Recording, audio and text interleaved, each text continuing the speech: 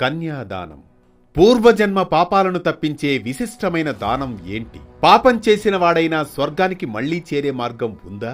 ఈ ప్రశ్నలకు సమాధానంగా సాగే అనగనగాలోని నేటి కథనమే కార్తీక పురాణంలోని దివ్య కథనం కన్యాదానం.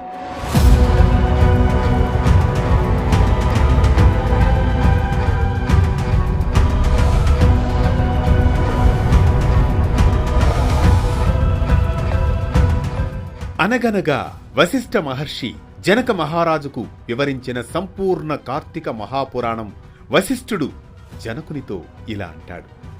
రాజా, ఎంత చెప్పినా తరగని ఈ కార్తీక మాహాత్మ్య పురాణంలో కార్తీక మాసంలో చేయవలసిన ధర్మాల గురించి చెబుతాను విను. తప్పనిసరిగా చేయవలసిన వారిని చెయ్యకపోవడం వలన పాపాలను కలిగించేవి అయిన ఈ కార్తీక ధర్మాలను కూడా నా తండ్రి బ్రహ్మదేవుని ద్వారా నాకు బోధించబడ్డాయి. నీకిప్పుడు వాటిని వివరిస్తాను అంటూ వివరిస్తారు వశిష్ఠ మహర్షి జనక మహారాజుకు. జనక, ఈ కార్తీక మాసంలో కన్యాదానం, ప్రాతస్నానం, యోగ్యుడైన బ్రాహ్మ బాలకునకు ఉపనయనం చేయించడం, విద్యాదానం, వస్త్రదానం, అన్నదానం ఇవి చాలా ప్రధానం. కన్యాదానం తు కార్తిక్యాం యః కుర్యాద్భక్తితో నఘ స్వయం పాపైర్వినిర్ముక్త పితృణాం బ్రహ్మణ పదం.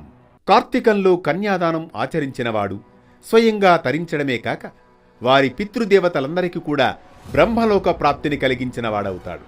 ఇందుకు నిదర్శనంగా సువీరోపాఖ్యానం అనే ఒక ఇతిహాసాన్ని చెబుతాను, ఆలకించు.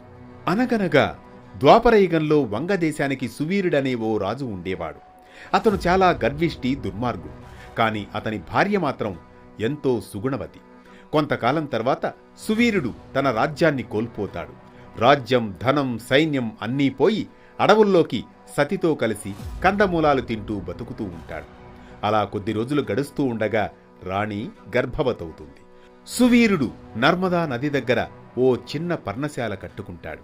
కొద్ది రోజులకు రాణి ఆడపిల్లకు జన్మనిస్తుంది. కాని రాజు మనసులో మాత్రం ఒకటే బాధ. ఇంత దరిద్రంలో పడ్డప్పుడు బిడ్డ పుట్టడం ఏమిటి? పోషణకే తిండి లేదు అని బాధపడుతూ తన పాపకర్మలను దూషించుకుంటూ ఆ బిడ్డను పెంచుకుంటూ ఉంటాడు. ఆ చిన్న పాప చక్కగా ఎదిగి 8 ఏళ్ల వయసుకొస్తుంది. 8 ఏళ్ల ప్రాయంలోనే ఎంతో మనోహరంగా ఉన్న ఆమెను చూసి మోహితుడైన ఒక మునికుమారుడు ఆ బాలికను తనకిచ్చి వివాహం చేయవలసిందిగా సువీరుణ్ణి కోరుతాడు. అందుకు ఆ రాజు, ఋషిపుత్ర, ప్రస్తుతం మేము ఘోర దరిద్రంతో ఉన్నాం కనుక నేను కోరినంత ధనాన్ని నువ్వు కన్యాశుల్కంగా సమర్పించగలిగితే నీ కోరిక తప్పక తీరుస్తాను అంటాడు సువీరుడు. అప్పుడు మునికుమారుడు, రాజా, కాని తపస్సు చేసి అనంతరం ధనం తీసుకువస్తాను. అప్పటి వరకు నాకు మాటివ్వు అంటాడు. సువీరుడు అంగీకరిస్తాడు. అలా మునికుమారుడు నర్మదా తీరాన తపస్సు చేస్తాడు. కాలక్రమంలో దేవతల అనుగ్రహంతో ఎంతో ధనాన్ని సంపాదించి రాజుకు అందిస్తాడు. రాజు ఆనందపడి, ఇప్పుడు సరిపడా సొమ్ము తెచ్చావు, మాట నిలబెట్టుకున్నావు అంటూ తన కుమార్తెను ఆ మునికుమారుడికిచ్చి అడవిలోనే వివాహం జరిపిస్తాడు. కొత్త దంపతులు వెళ్లిపోతారు. తన కుమార్తె ద్వారా వచ్చిన ధనంతో సువీరుడు మళ్లీ సుఖంగా జీవించడం మొదలు పెడతాడు. కొంతకాలానికి రాణి మళ్లీ గర్భవతవుతుంది. మరో ఆడబిడ్డకు జన్మనిస్తుంది. ఆ తర్వాత ఏం జరిగింది? 2వ కుమార్తెకు కూడా కన్యాశుల్కంతో వివాహం జరిపించాడా సువీరుడు? రేపటి అనగనగాలో తెలుసుకుందాం. ప్రతినిత్యం ఓ పురాణ కథనం, సూటిగా, స్ఫూర్తివంతంగా, సామాజిక సందేశంగా, ధర్మం చెప్పే కథల సవ్వడి, జ్ఞానం చెలరేగే కథన ఒరవడి. అనగనగా అంటూ మళ్లీ రేపు పలకరిస్తుంది ఆరుబయట వెన్నెల్లో జోకొట్టే కథల్లా. కొనసాగుతూనే ఉండండి.